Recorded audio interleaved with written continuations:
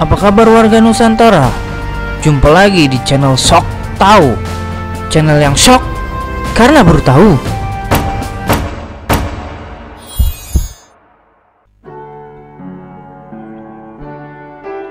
Waktu kerja 8 jam sehari adalah buah dari perjuangan buruh pada abad ke-19 yang lalu.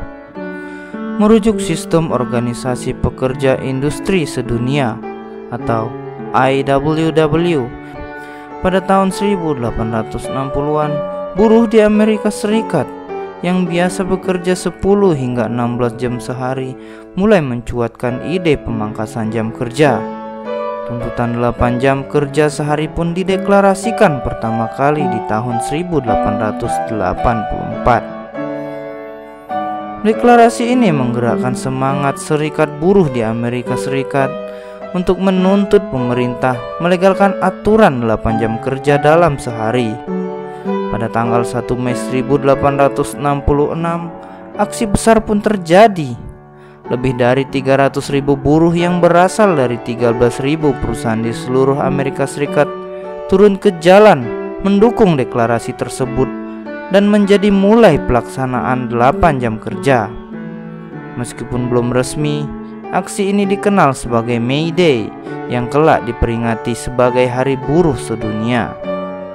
Semangat para buruh di Amerika Serikat kemudian menjalar ke seluruh dunia. Buruh lain turut menuntut kerja 8 jam sehari, termasuk di Eropa. Perjuangan para buruh Amerika Serikat akhirnya mendapat sambutan dari pemerintah pada tahun 1940. Kongres Amerika Serikat pada tanggal 24 Oktober 1940 meloloskan Fair Labor Standard Act yang meresmikan 8 jam kerja sehari dengan maksimal 40 jam seminggu atau 5 hari kerja. Tapi sebelum kita lanjut, jangan lupa untuk dukung channel ini dengan cara like, subscribe apabila belum pernah, juga tekan tanda loncengnya, dan share ke Nusantara lain apabila sok taunya ini berfaedah. Tanpa banyak-banyak lagi mukadimah, mari kita lanjut. Jam kerja adalah periode waktu di mana seseorang melakukan pekerjaan untuk mendapatkan upah tertentu. Banyak negara mengatur minggu kerja untuk menerapkan istirahat minimum dalam sehari,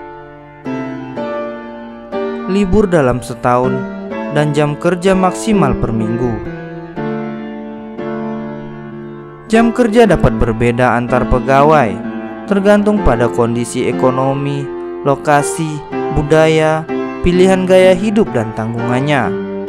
Contoh, apabila seseorang yang menanggung anak dan harus membayar kredit pemilikan rumah, mungkin harus bekerja lebih lama untuk dapat memenuhi biaya hidup dasar daripada orang yang tidak memiliki tanggungan sama sekali.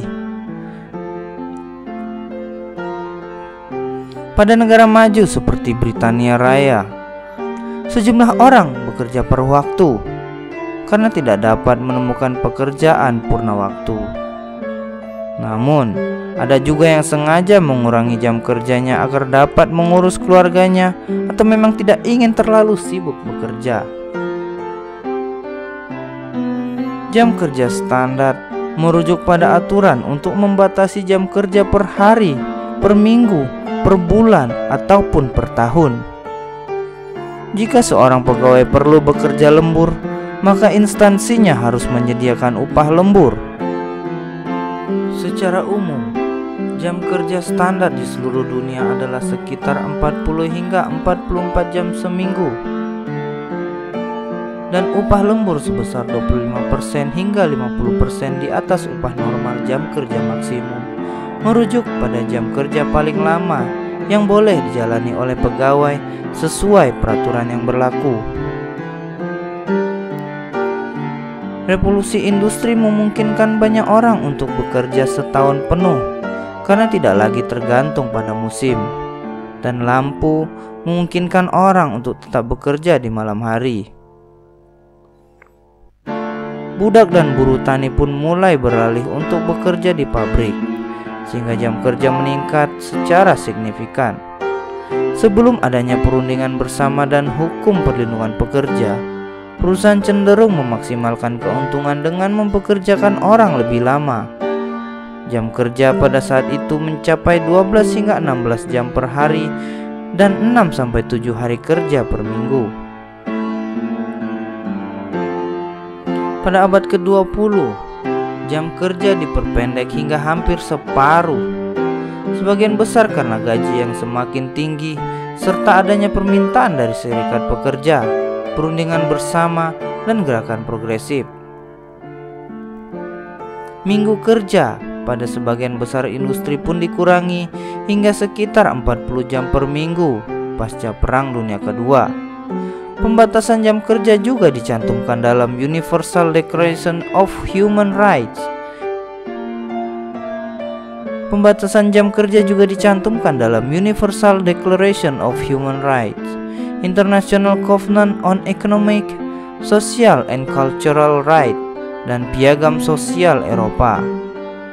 Penurunan bahkan terus terjadi di Eropa. Contoh Prancis yang menerapkan minggu kerja 35 jam yang dimulai sejak tahun 2000. Pada tahun 1995, Tiongkok menerapkan 40 jam kerja per minggu dan menghapus setengah hari kerja pada hari Sabtu.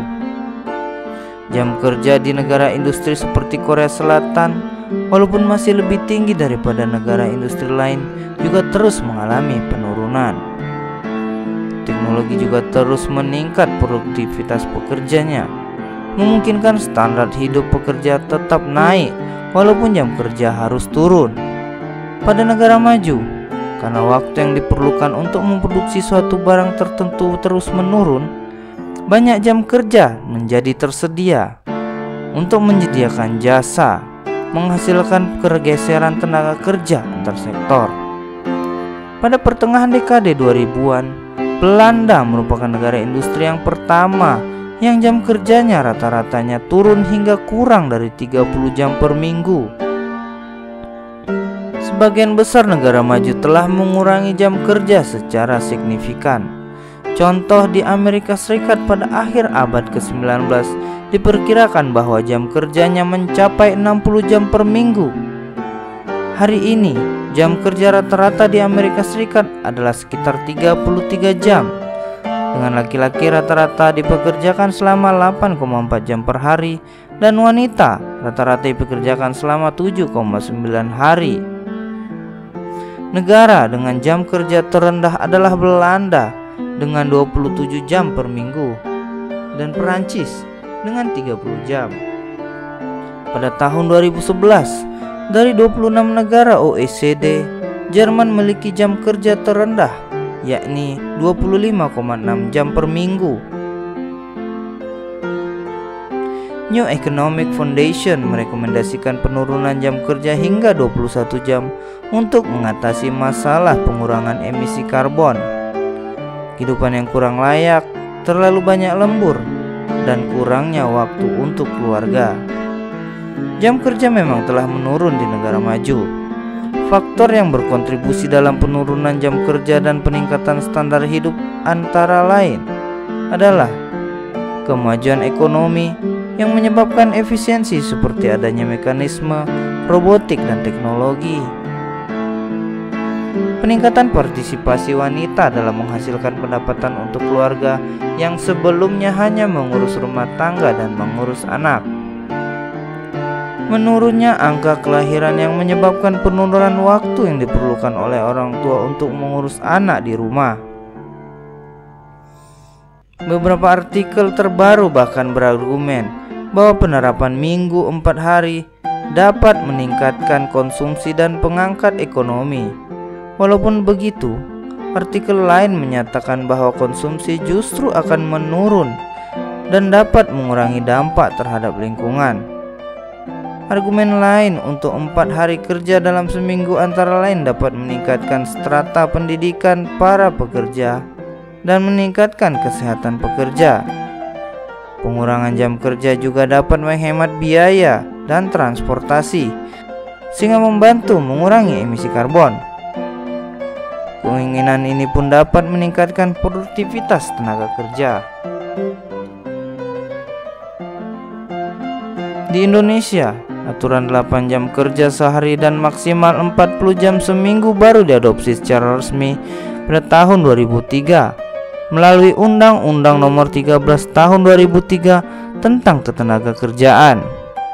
Penyedia kerja atau pengusaha wajib menaati batas maksimal jam kerja tersebut. Jika lebih dari 40 jam, maka sisanya dihitung sebagai jam lembur dan mendapat kompensasi tambahan di luar gaji pokok.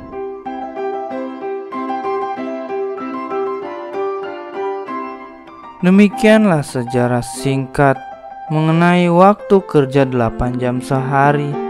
Apabila ada pendapat lain dari warga Nusantara, juga hal yang salah dalam saya menyampaikan, mohon maaf yang sebesar-besarnya. Dan saya harapkan komentarnya apabila ada hal yang masih tidak sesuai dan silap, agar sama-sama kita membangun untuk menjadi tahu apa yang belum diketahui. Terima kasih sudah menyaksikan videonya hingga selesai. Tetap jaga kebersamaan dan kekompakan se-Nusantara. Sampai jumpa.